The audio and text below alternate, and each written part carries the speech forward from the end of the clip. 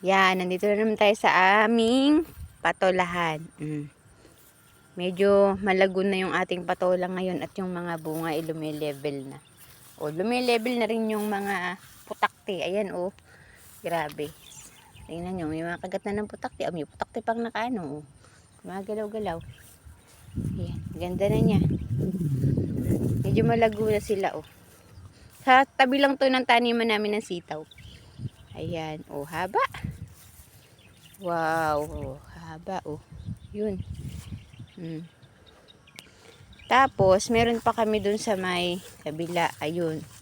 Ito sa, maiiksi lang yung linya dito. Kaya 3 linyang ginawa ni tatay. Ito yung isa.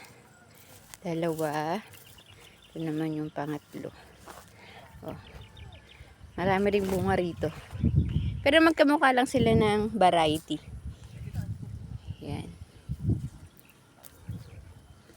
Ang haba na rin. Pwede ng ano, rami-rami na. 31 kilo ngayon ng patola. Yan, may pambili na rin tayo ng asukal. Yan, ha-harvest muna mi.